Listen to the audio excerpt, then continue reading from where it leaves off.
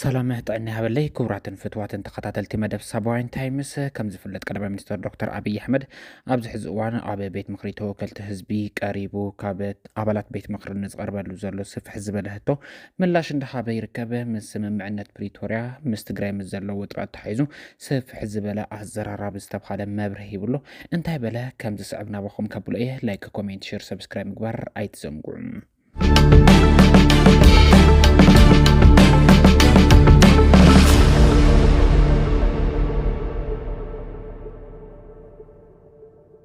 እንኳን ትንሽ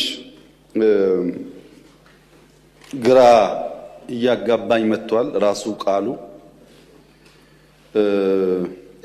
ፕሪቶሪያን አውቀዋለሁ የተማርኩት እዛ ነበረ ግን ማቆ ከተማ መሆኑን ጠፍቶብኛል አሁን ፕሪቶሪያ ሲባል ግራ እየገባኝ መጣ በአማርኛ የወለደችው እያለች ያቀፈችው እናት ነኝ አለች እንደሚባለው ማለት ነው ፕሪቶሪያ ተደራደር ነው ከጀነራል ጻድቃን ጋር ነው ከጌታቸው ረዳ ጋር ነው ከአሰፋ ብርሃ ጋር ነው ዋነኛ ተደራዳሪ በትግራይ ወገን ጻድቃን ጌታቸውና አሰፋ ሌሎች ሰዎች ይኖራሉ ዋናዎቹ ግን እነዚህ ናቸው ፈራሚዎቹ በእኛም ወገን ይታወቃሉ እነሱ ሲጠይቃቸው ያሉኝ ነገር አለ በስፍራው ያልነበሩ ሰዎች አንዳንዶች ፕሪቶሪያን የማያውቁ ሰዎች ደግሞ ፕሪቶሪያን እናስከብር ይላሉ እና የወለደችው እያለች የታቀፈችው እናት ልሆናለች የሚለው ነገር እሱ ፕሪቶሪያ ስምምነቱ አንደኛ ቲፒኤልኤፍ ህጋዊ ምርጫ አላደረገም ህገ መንግስት ሶን ያካሄደውና ያን የጨበራ ምርጫ ይሰርዛለው ሁለተኛ በዚያ ምርጫ ሲያበያ የተቋቋመው መንግስት ይፍረስ ህጋዊ መንግስት አይደለም ምክር ቤቱ ይበተን ህጋዊ ምክር ቤት አይደለም ሶስተኛ ከሁሉ የተውጣጣ መንግስት ይመረጥ ማለት ትራንዚሽናል ገቨርንመንት ይቋቋም ቀጥሎስ በህዝብ የተመረጠ መንግስትና ህገ መንግስት አከብራለሁኝ እዚህ ያለው ጠቅላይ ሚኒስትር ነው ተመርጧል እዛ ያለው ፕሬዝዳንት ግን ይወርዳል ነው ስምምነቱ የታጠቀስ በዲዲአር ይፈታል ትጥቅም እንጂ መሳሪያ መደበቅ አልተስማማንም ማሰልጠን ማስመረቅ አልተስማማንም ስምምነቱ የታጠቀው ያስረክባል እንጂ መሳሪያ ደብቆ ማስቀመጥ ወይም በኮንትሮባንድ ለመግዛት መሞከር የሚል ስምምነት ላይ አልነበረም የተፈናቀሉስ ይመለሱ ወደ ቀያቸው ልክ ራያ ላይ እንደመለስ ነው ጸለምት ላይ እንደመለስ ነው ወልቃይት መመለስ አለበት ይሄ የመንግስት ጽኑ አቋም ነው ይመለሱ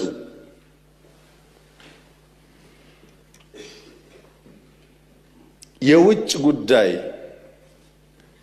የጸጥታ የመከላከያ ጉዳይስ የፌደራል ስልጣን ነው ማን ያለው የራሱ የህወሓት ህገ መንግስት እኔ አልጻፍኩም የነሱ ህገ መንግስት የውጭ ግንኙነት በሚመለከት የፌደራል መንግስትን ይመለከታል መከላከያን በሚመለከት ደህንነት በሚመለከት ፌደራል ይመለከታል ይላል ህገ መንግስቱ አልቀየርነውም ታውቃላችሁ እነሱ ስልጣን ላይ ያሉ የሚሰራ ህገ መንግስት እነሱ ሲወርዱ የማይሰራ መሆን የለበትም ምን እያደረጉ ነው እነሱ ከውጭ ጋር ምን እያደረጉ ነው እሱን ትቼ ማለት ነው የለም የመሬት ጥያቄ አለ ኮንቴስትድ ኤሪያ አለ በአማራ ይገባኛል የሚባል ቦታ በትግራይ ይገባኛል የሚባል ቦታ አለ እሱ እንዴት ይፈታ ለሚለው ራሱ ህገ መንግስቱ ምላሽ አለው የተከበረው ምክር ቤት በአንክሮ እንዲያስተውል እንፈልገው ኢትዮጵያ ውስጥ በኦሮሚያና በአማራና በሶማሌ በመናም መካከል ድንበር የለም ወሰን ብቻ ነው ያለው ወሰን ሲያስቀምጥ ክልል 1 2 3 ሲል ህገ መንግስቱ ቀበሌ ግን አያሰምርም እቺኛዋ ካርታ የኦሮሚያን አይልም ህገ መንግስቱ ምን ይላል አከራካሪ ጉዳዮች ካሉ በህዝብ ውሳኔ ምላሽ ያገኛሉ ይላል እንጂ ድንበር አስምሮ ልክ እንደ ኢትዮጵያና ሱዳን ኢትዮጵያና ኬንያ ድንበር ነው አይልም የሚያጨቃጭቅ ቀበሌ ካለ የሚኖርበት ህዝብ ተወያይቶ በፌዴሬሽን ምክር ቤት ተወስኖ ወደዛም ወደዚህም ሊሄድ ይችላል ህገ መንግስቱ የሚለው ይሄንን ነው ይሄን ደግሞ በኢህአደግ ዘመን ብዙ ሰርተውበታል በተለይ ድሬዳዋ የኦሮሚያ ክልል አካል ነበረ በህገ መንግስቱ ሶማሌዎች እና ኦሮሞዎች ወንድማማች ሆነው ለብዙ ዓመት ኖረዋል። ድሬዳዋ ጋር የይገባኛል ጥያቄና ክርክር ተፈጠረ። ሲፈጠር በኢህአደግ ዘመን በዚህማ አንጨቃጨቅም፣ ድሬዳዋ ከኦሮሚያ ይነጠልና ለፌዴራል መንግስት ይሁን፣ ሶማሌ አንዱን ተርም ከንቲባ ይሁን፣ አንዱን ተርም ኦሮሞ ከንቲባ ይሁን ብለው አስማሙ። ይሄ ግን ህገ መንግስት ላይ የለም። ከዚያ በኋላ ድሬዳዋ ሶማሌና ኦሮሞዎች በሰላም እየኖሩ ነው። በጣም ጥሩ። ሰላም እስካመጣ ጊዜ ድረስ ችግር የለውም። አሁን በሶማሌና በኦሮሚያ መካከል የብዙ ቀበሌዎች ጥያቄ አለ። ብዙ በሲዳማና ወላይታ መካከል አለ ጥያቄ። በአፋርና ሶማሌ መካከል ጥያቄ አለ። ዩኒክ አይደለም። ወልቃይት ላይ ጥያቄ ዩኒክ አይደለም። ሁሉም ጋር ጥያቄ አለ። ሁሉም ጋር የሚፈታው ግን በሰላማዊ መንገድ ህዝቡ ቦታው አርፎ በህዝብ ውሳኔ መሆን አለበት ነው።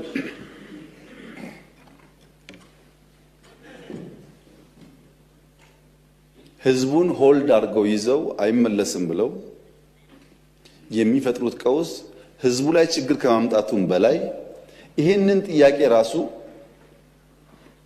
በሚያስቡት መንገድም ቢሆን ላለማሳካት እንቅፋት ይሆንባቸዋል። ሰላማዊ መንገድ ብቻ ነው የሚያዋጣው። ለምሳሌ ወልቃይት የዛሬ 25-30 ዓመት ከጎንደር ከነበረበት ወደ ትግራይ ተካሏል። በክልል ቆይቷል እዛ። በኋላ ደግሞ ውጊያው ሲፈጠር ደግሞ ያ ጉዳይ ወደዚህ ተመልሷል። ህጋዊና የህዝብ ውሳኔ ከሌለበት ነገ አንደኛው ደግሞ ጉልበት ሲያገኝ ይወስደዋል ማለት ነው። በየተራ ከምንቀባበለው ህዝቡ ሰፍሮ ወስኖ በህጋዊና ሰላማዊ መንገድ ይቋጭ ነው ያለው። ምን አደረግን ለዚህ? ከውጊያው በኋላ አሁን 4 ዓመት 5 ዓመት ይሆናል ወልቃይት ከትግራይ ከተነጠለ። እስካሁን እኮ የኢትዮጵያ ፌዴራል መንግስት ለወልቃይት በጀት አይሰጥም እስከዛሬ። ይሄ ትክክል አይደለም። ህዝቡ እየኖረ መምህር እያስተማረ ጤና ሰው እያከመ በጀት አልቦ ዞኑን ማስቀመጥ ትክክል አይደለም። ህግ ለማክበር ሲባል ነው የተደረገው እንጂ ትክክል አይደለም። በጀት የላቸውም። ለምን? ከትግራይ ጋር ተነጋግረን ስላልፈታ ነው። እኛ አሁን ያለን አቋም የወልቃይት ጉዳይም ይሁን በጎንደርም ጥያቄ ያለው ሰው ይሁን በአዲስ አበባም ጥያቄ ያለው ሰው ይሁን ኢትዮጵያዊ እስከሆነ ድረስ ተነጋግረን በሰላማዊ መንገድ በህዝበ ውሳኔ መልስ ሊያገኝ ይችላል። ለዚህ መዋጋት አያስፈልገንም። ግጭት አያስፈልገንም። ህዝብ ማስቸገር አያስፈልገንም። የኛ አቋም እሱ ነው። ይሄን የተግባባ ነው። ፕሪቶሪያ ላይ ሰርቪስ ተቋርጦ ነበር። ታስታውሱ ከሆነ ባንክ አልነበረም ትግራይ፣ መብራት የለም፣ ቴሌ የለም፣ በረራ የለም። ይሄን ደግሞ ፌዴራል መንግስት ይመልስ ነበረ። ስልክም መለስን፣ ባንክም መለስን። አክሱም ኤርፖርት እነሱ አፈራርሰው ሄደው ነበር። ጠግነን በረራ ጀመር፣ መቀሌ ጀመር። ኢንዱስትሪዎች የሚጎላቸውን አሟልተን ብዙዎቹ ስራ አስጀመር። በጣም በርካታ የወደሙ ሀብቶች መልሰን ስራ እንጀምሩ አደረግን። እዚህ ጋር አንድ የሚጋነን ነገር አለ። የትግራይ ውጊያ በሚመለከት ተጋኖ የሚነሳ ነገር አለ። ባይዞ ትግራይ ላይ ያደረግነው ውጊያ ወለጋ ካደረግነው ውጊያ አንጻር ሲታይ በጣም ትንሽ ነው። እንዳይጋነን ማለት ነው። መጀመሪያ ላይ ሰሜን ሲጠጋ 3 ሳምንት ተዋጋን፣ መቀሌ ያዝን። 8 ወር ቆየን። ትግራይ ለቀን ስንወጣ ከራያ እስከ ከሚሴ ሰሜን ሸዋ ድረስ ተዋጋን። የት? አማራ ክልል ውስጥ። ከዛስ ተዋግተን ነው መለስናቸው ወደ ድንበራቸው። ከዛስ ትግራይ ውጊያ አልነበረም። 3ኛ ዙር አጠቁን። 2-3 ሳምንት አዲግራት ደረስን። መቀሌ ልንገባ ስንል ተፈረመ ስምምነቱ፣ ጠቅልለው ወጣን። በድምሩ በትግራይ ምድር ውስጥ የነበረው ውጊያ ቢበዛ የ2 ወር ዕድሜ ነው ያለው። አንዳንዴ በሰላም የቆየንባቸው ጊዜም ተደማምሮ ሁል ጊዜ ውጊያ ውስጥ እንዳለ የሚያስቡ ሰዎች አሉ። እንደዛ አይደለም፣ ጥቂት ነው። አማራ ክልል ገብተው እስከወጡበት ጊዜ ያለውን ቢቆጠር ያን ሊያክል ይችላል።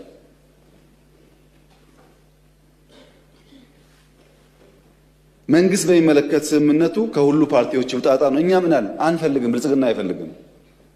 ግድ የለም እናንተ የሚመቻቸው ምረጧል። የሚመቸን ጌታቸው ነው አሉ። ጌታቸው ፕሬዝዳንት ሆነ። ጌታቸው በፍጹም አንፈልግም ብሎ አባረሩና የሚመቸን ታደሰ ነው አሉ። ታደሰ ተመረጠ። አሁን ደግሞ ታደሰ ሲባረር እንጠብቃለን። እኛ ሰው አልመረጥንም። መራጭ እነሱ ናቸው። መርጠው የማይስማማቸው ታስታውሳላችሁ። በሐዋሳው ጉባኤ በመጀመሪያው ለውጥ ላይ ችግር ነበር። በሐዋሳው ጉባኤ 100% የቲፒኤልኤፍ ማዕከላዊ ኮሚቴ ድምፅ ሰጥቶ ከመረጠኝ በኋላ በሁለት ወር ሶስት ወር ደግሞ አልተስማማውም። ራሱ መርጦኝ ማለት ነው። አሁን ያለውም እንደዛ ነው። እኛ በጀት እስካሁን እንለቃለን፣ ማክሲመም ሰፖርት እናደርጋለን።